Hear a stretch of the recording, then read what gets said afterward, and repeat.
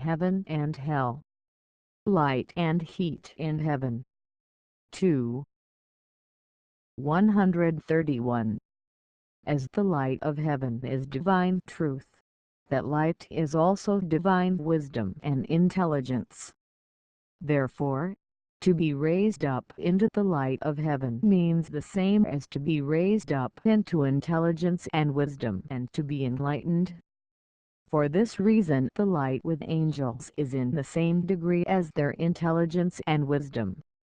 Because the light of heaven is divine wisdom, therefore in that light the character of everyone is recognized.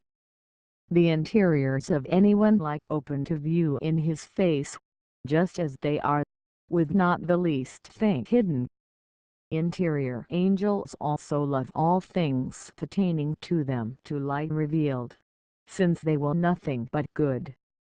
It is otherwise with those beneath heaven who do not will what is good and therefore greatly fear to be seen in the light of heaven. And wonderful to tell, those in hell appear to one another as men, but in the light of heaven they appear as monsters, forehead in face and body, the exact form of their own evil. Number sign man, in respect of his spirit, when observed by angels, is seen in the same way.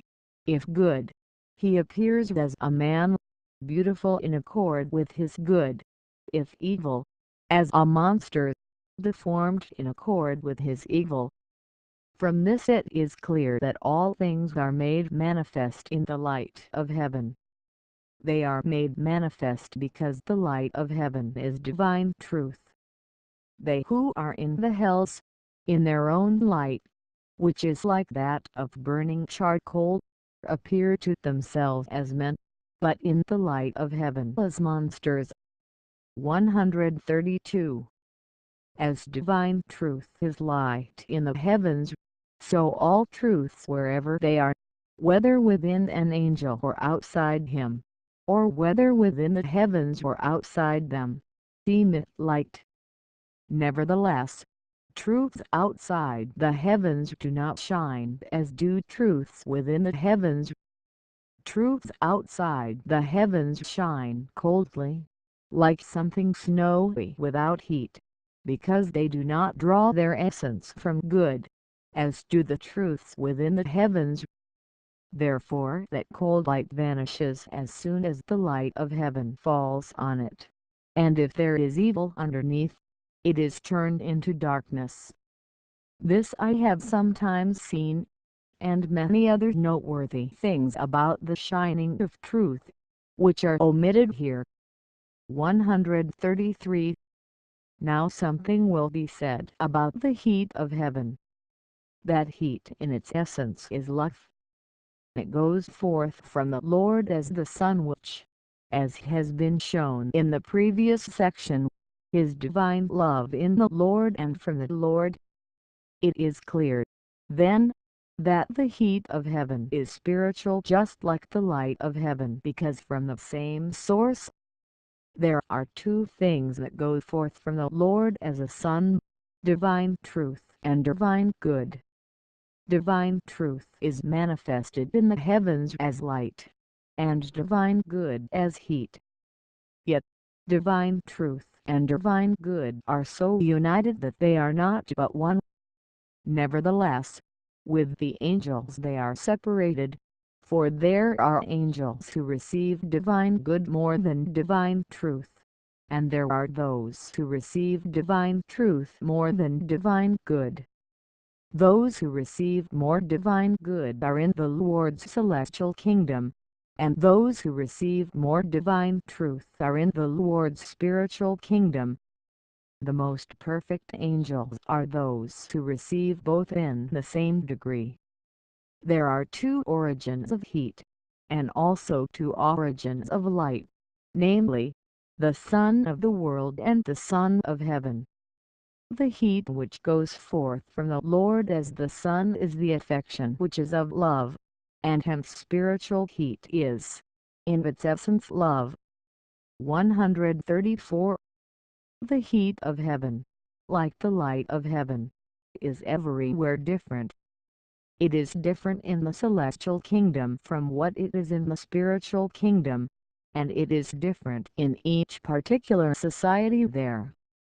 It differs not only in degree but also in quality.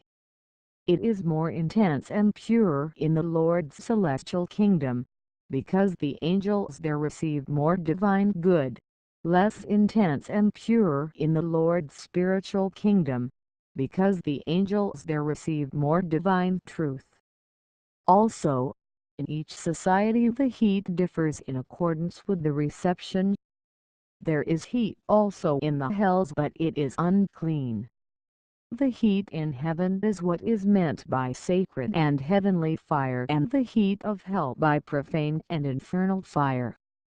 Love is meant by both. By heavenly fire is meant love to the Lord and love towards the neighbor, with every affection of those loves. By infernal fire is meant love of self and of the world and every lust of those loves. That love is heat from a spiritual source is evident from one's growing warm with love, for in accordance with the strength and nature of his love, a man is inflamed and grows warm, the heat of his love becoming manifest when attacked. So it is usual to speak of being inflamed, of growing warm, burning, boiling, being on fire, both in regard to the affections of the love of good and the lusts of the love of evil. There is heat in the hells, but it is unclean. The odor from it is like the odor from dung and excrement in the world, and in the worst hells like the odor of dead bodies. 135. Love going forth from the Lord as a sun is felt in heaven as heat, because the interiors of the angels are in the state of love from the divine good which is from the Lord, and in consequence, their exteriors which grow warm therefrom are in a state of heat. For this reason, heat and love so correspond to each other in heaven that everyone there is in a state of heat such as his love is, according to the things said just above. The heat of the world does not enter heaven at all, because it is too gross, and is natural and not spiritual. But with men it is otherwise, because they are in both the spiritual world and the natural world.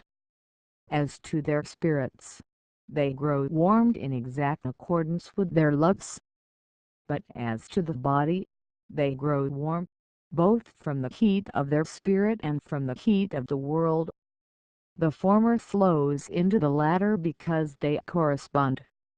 The nature of the correspondence of the two kinds of heat can be confirmed from animal life, in that the love of animals, the chief of which is the love of propagating offspring of their kind, bursts forth into activity in accordance with the presence and influence of heat from the sun of the world, which is only in the time of spring and summer. Greatly mistaken are those who think that the heat of the world inflowing excites these loves, for there is no such thing as influx from the natural into the spiritual, but only from the spiritual into the natural. This influx is from divine order, but the other would be contrary to divine order. There is spiritual influx, but not physical influx, and therefore there is influx from the spiritual world into the natural, but not from the natural world into the spiritual. Next, I will post an article that says Light and Heat in Heaven. 3. Thank you.